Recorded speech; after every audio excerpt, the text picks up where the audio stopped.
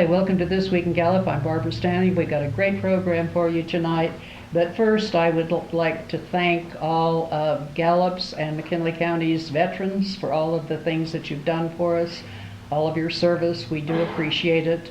And there are so many of you that do good things still. So we hope that whoever the powers are and wherever they are, that they take care of you for the next year. But thank you for your service. Tonight, I'm visiting with Cynthia Jarvison. And Cynthia is the director of the SBDC. And Cynthia, how long have you been with SBDC here? So this year, July, it will be 5 years. How many? 5. 5 years, Yeah. okay. So you're not a newbie anymore. Nope, the honeymoon is over.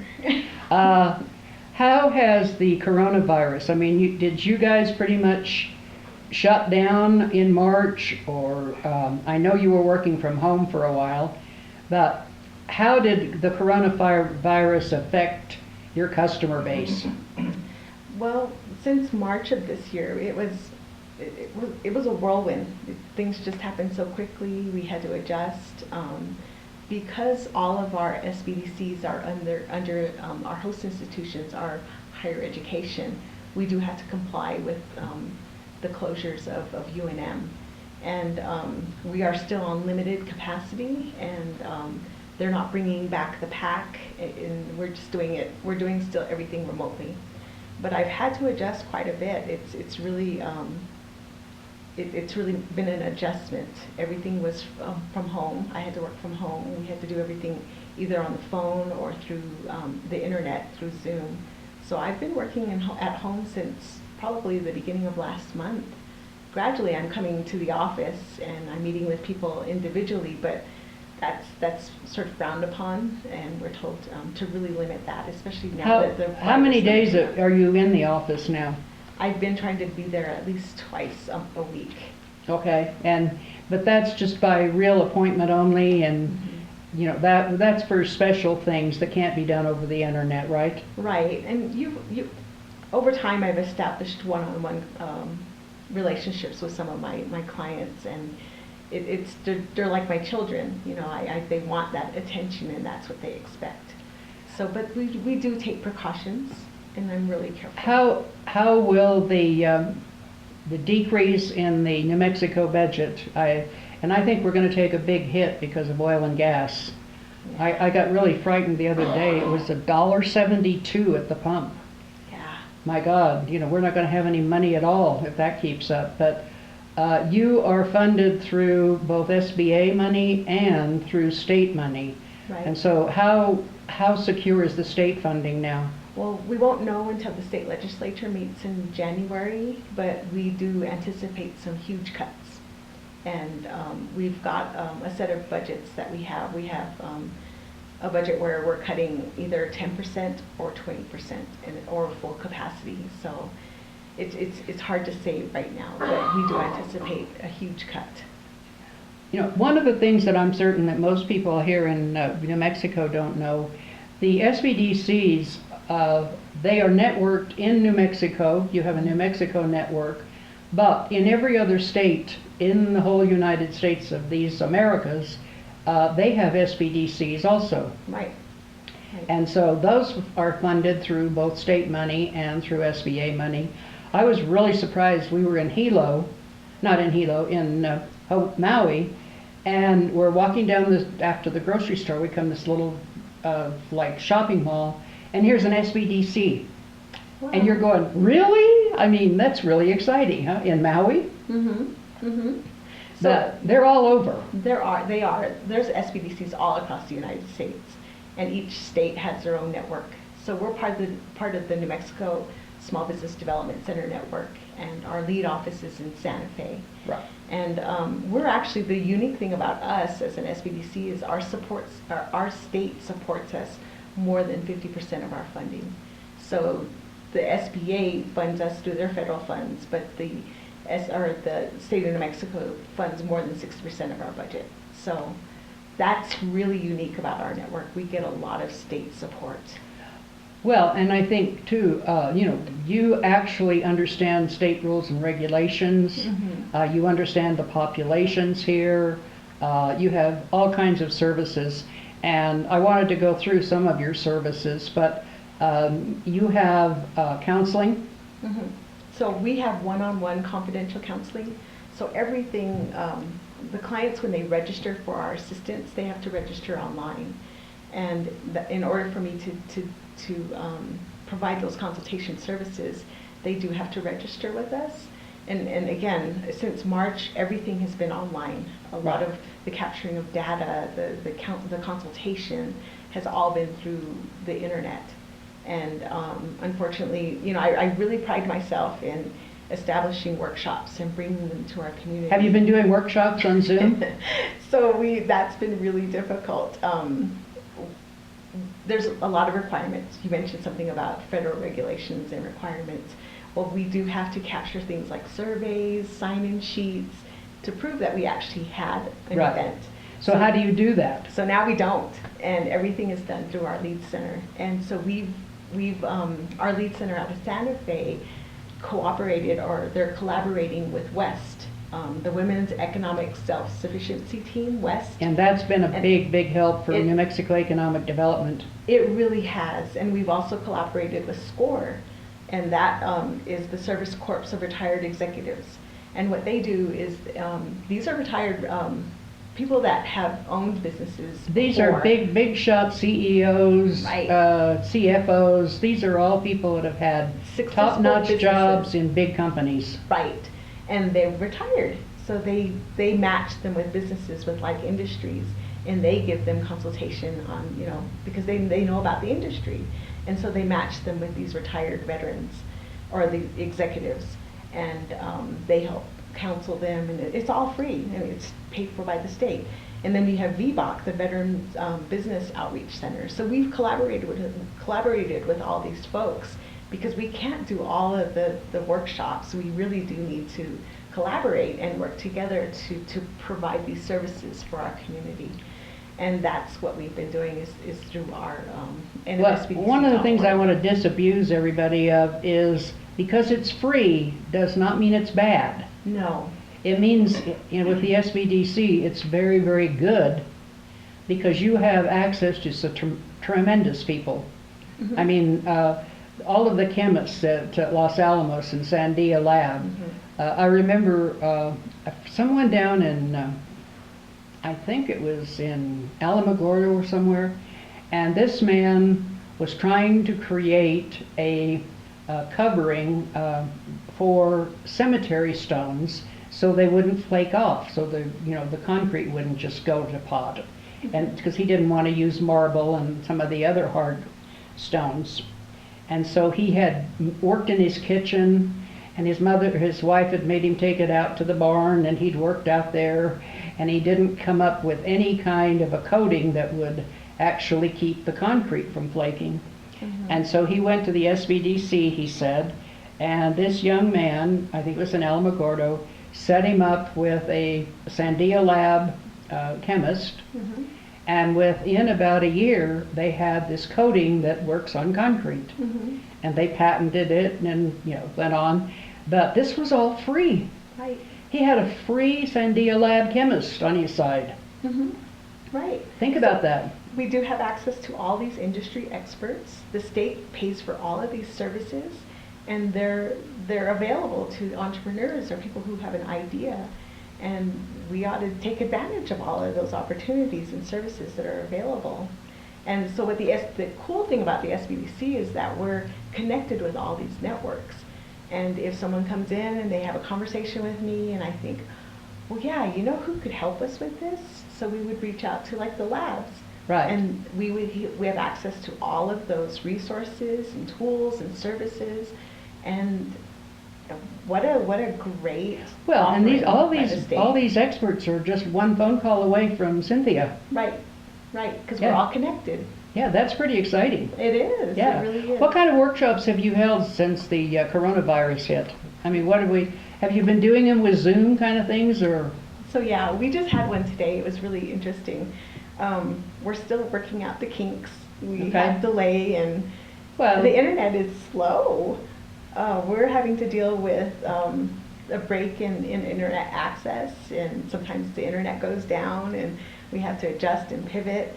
or people don't know how to unmute or mute, and we can hear all their conversations going on in their house. That's for an interesting situation, but we're getting by. And so, like today, we had a federal tax workshop. Okay. To talk about the responsibilities for small businesses in federal tax with the IRS. Okay. The other day, Monday, we had a training on how to start a business in New Mexico, and next week we have another one, how to sell your products or your goods and services online.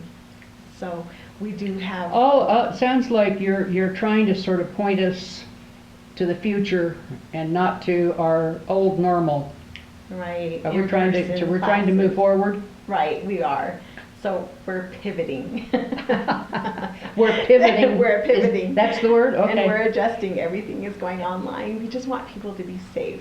And the resources that we have available are they're accessible. We're able to provide those services to our clients in a safe environment. Some of the other things that you've done, well, I want to wait and talk about those a little bit later, but one of my favorite workshops is Art as a Business.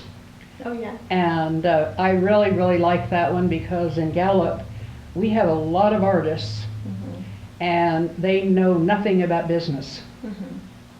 So they could really, how would they go about getting in touch with you, Cynthia, and how do they actually participate with this?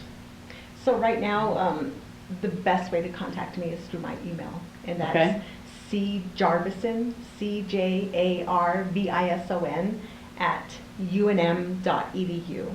Okay. And you could also call our office. We have a voicemail machine, and I check it every day, and that's 505-722-2220. Because, a lot of young artists don't realize that they've got taxes to pay and they've got all these things to do. So really, the Small Business Development Center is the place to go because you can at least give them a checklist of what they're going to need.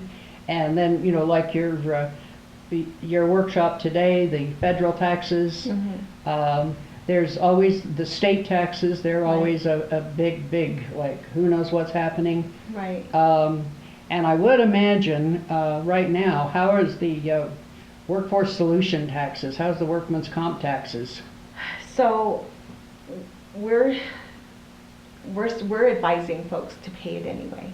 They need to pay the workman's comp, and I've been working with Workforce Solutions. A lot of folks have been finding it tough to get their employees to come back to work.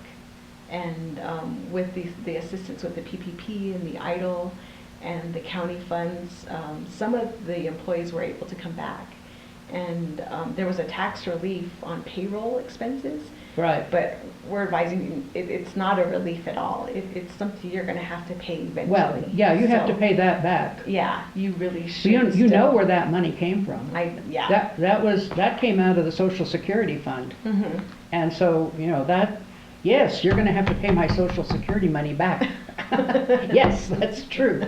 But yeah, that's not a freebie. But the businesses have continued throughout they've had to pay their workman's comp money, but that money, it's pretty much gone. I would think their whole, they had a big pot of money that's out there that they used out of.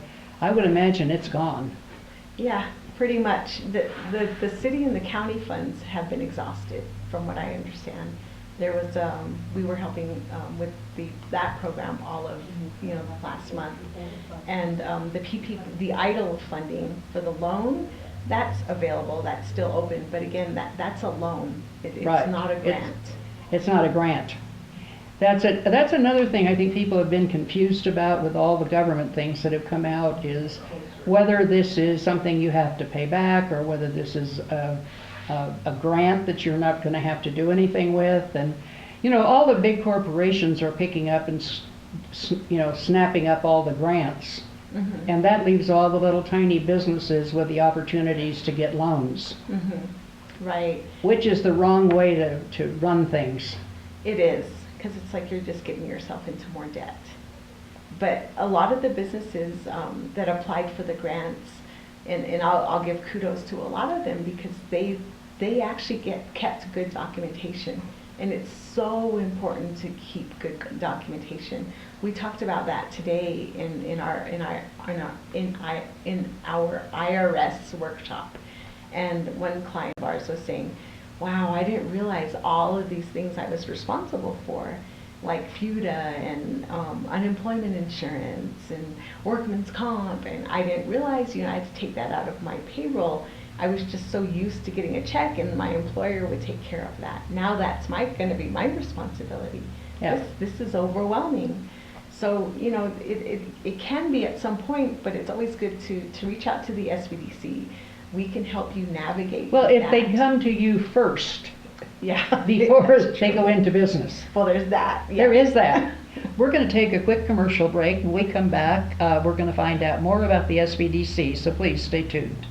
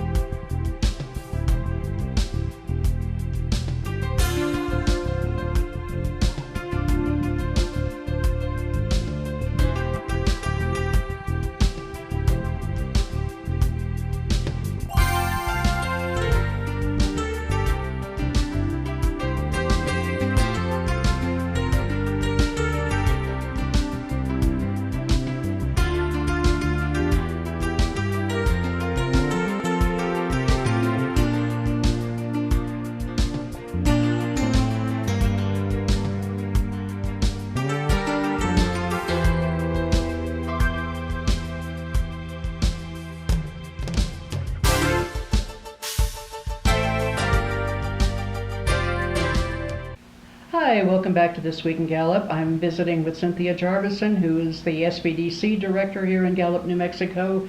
And you do a tremendous job, Cynthia. I've been very, very proud and watched you and applauded for 5 years.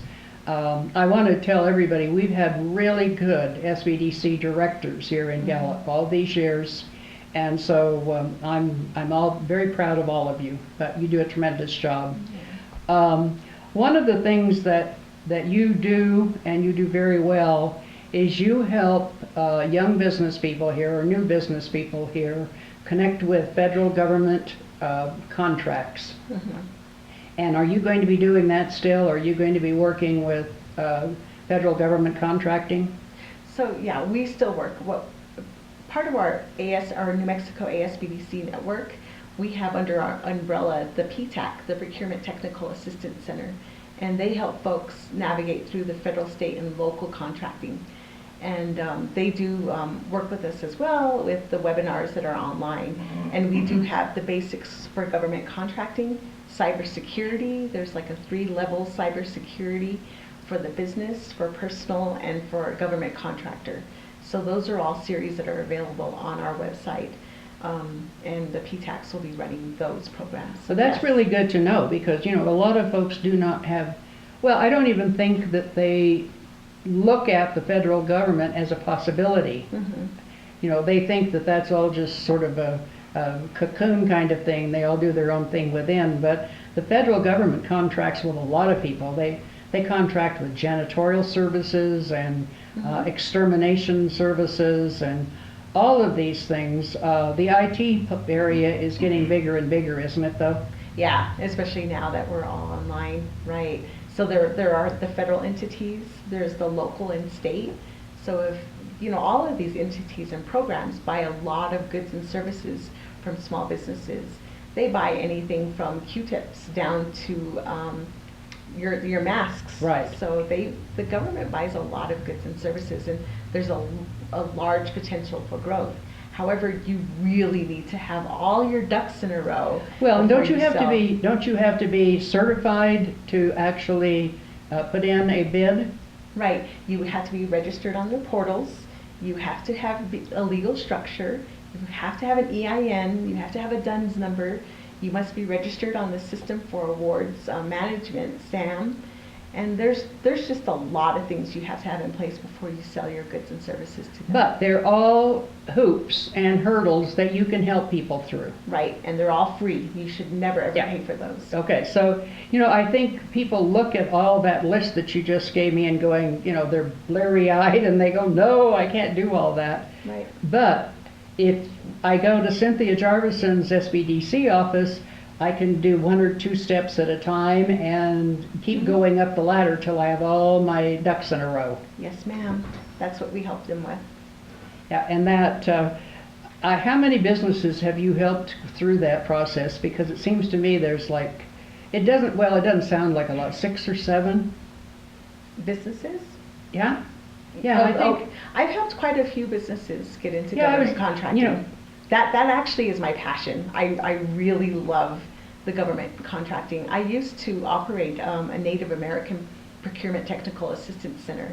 So I helped a lot of folks, businesses in the Four Corners region get into federal contracting. So that actually is my little But forte. you know, what kinds of opportunities are there here in McKinley County? I mean, there's not a lot of opportunities here. There's quite a bit. You have Department of Transportation, you have the interstate here, you have the city, you have UNM. But see, we all think of those as homegrown, they've already, you know, but the federal government, that's big time. Yeah, so the federal government are like the military bases, Indian Health Services, Bureau of Indian Affairs, Navajo Indian Health Services, the boarding schools. The Forest Service. The Forest Service, correct. So those are all programs that are here locally as well. Yeah, so that's a big time. Okay, the other thing that you and I were talking about before we came on the air is more and more things are on the internet now. Mm-hmm. How do those businesses who have never ever and said they would never ever touch a computer, how do they manage in this day and age? So as I was telling you before, there's been a lot of folks that I would talk to, and they would not have an email address, for example. And because everything is online, they're looking more or less to the internet. And we talk about, you know, when people start a business, they usually start it because they want to give it to their children, or they want to grow it and eventually have their kids or grandkids take over. And they never thought, you know, at that moment, that they would need the assistance of their kids, but these older folks that are running their businesses, like construction companies, for example. There was this one guy that didn't have an email address, and I was like, how are you even doing business? And so he got his son involved, and so his son had a better understanding of what his father was doing. So in a way, that was sort of his way of incorporating his son into his business. Well, you know, that sounds like a really nice family gathering and kind of thing, but Mm-hmm. there's a whole lot of people that really don't want any part of it, and they have been in business a long time, they've gotten by without it, and on and on. But now, like all the federal grants and those federal loans that are coming through for the coronavirus, Mm-hmm. those are all on the internet. I mean, you have to apply on the internet. upload things and upload thing. Everything is on the internet. Are there places, I mean, I know that the library was the place that everybody went for workforce solutions, and the library staff helped people navigate how to get through to the workforce solutions, because that was the first real hurdle that we found here in Gallup, that you couldn't apply for unemployment except on the internet. Mhm. And so, you know, that they went to the library, but are there free computers that people, if you don't have a kid that has a computer or a grandkid with one, are there people, I mean, or are there places that they can go for help with this?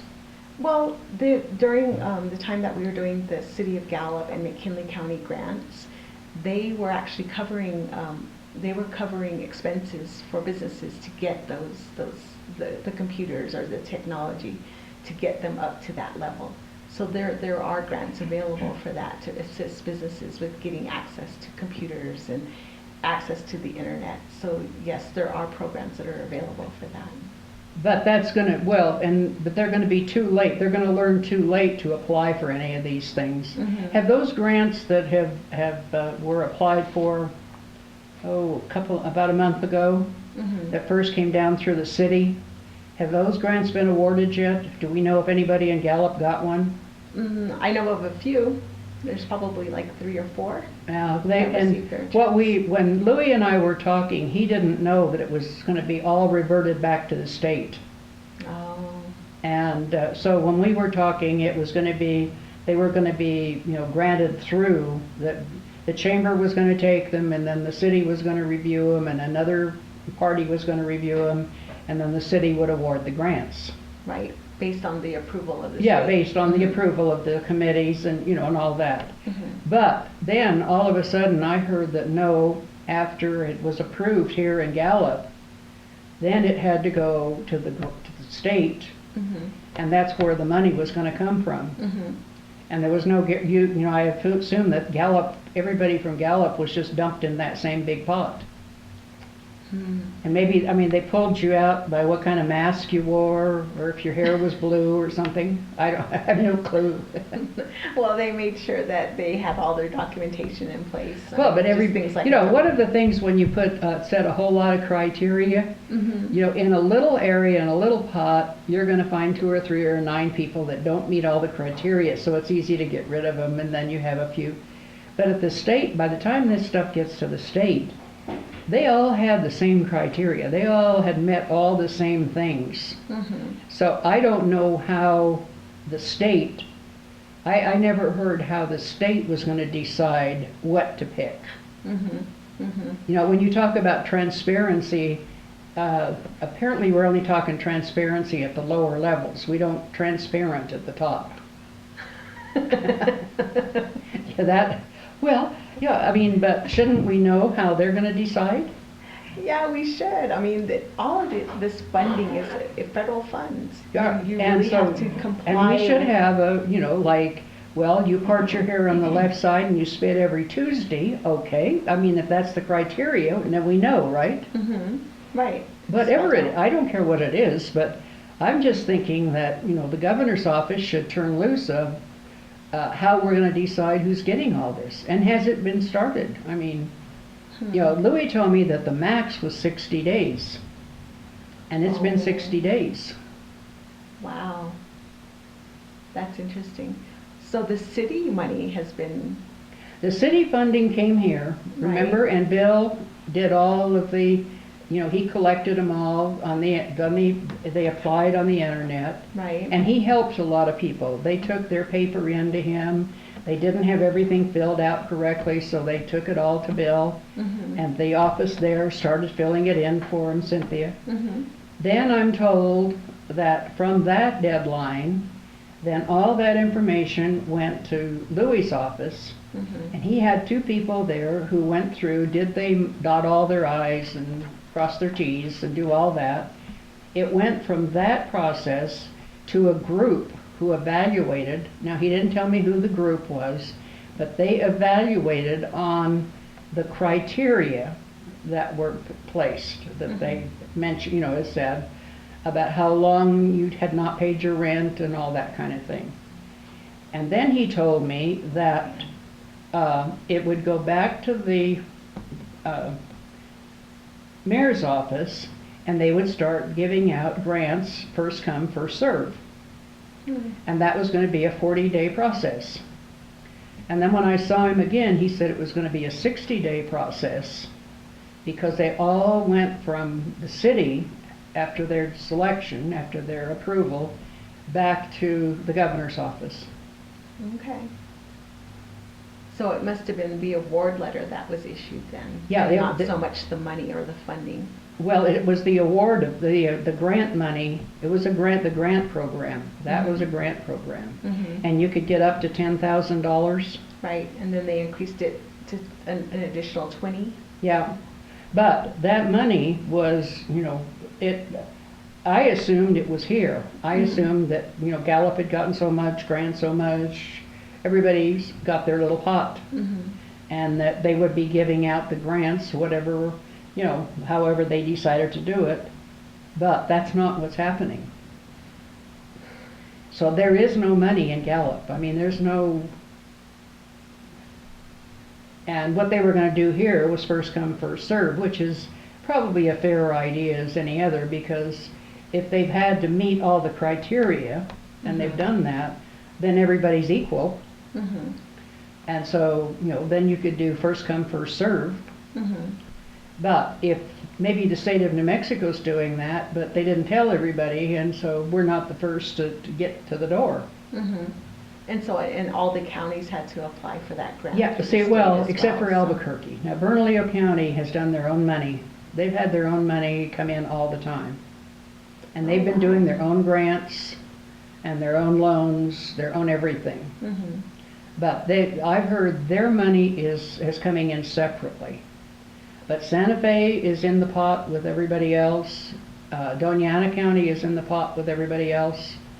And those are two big places, Cynthia. Oh, wow. And, but I don't know, and I don't know how much money they had either. Anyway, it's a good discussion. We'll have it again. Good luck going forward. And if anybody wants to figure out how to participate in this new world, just make an appointment with you, and you'll help them figure it out. I will. All right. Thank because you. Business is changing, ladies and gentlemen. When we go back to what we all think of as normal, it probably won't look anything at all like it looked before March 2020. I'm thinking that life is going to be very different for the rest of my lifetime. And so I know that's not a real long time, but 10, 15 years, it's a long time. And you're going to help us get there. I will. All right. Thank you, Cynthia. We've had a good program tonight. Join us next week. We're going to talk with Ron Silversmith, and we're going to see how the Sheriff's Department has been impacted by coronavirus and all the rest that's happening. So please join us then. But thanks for watching tonight. Good night.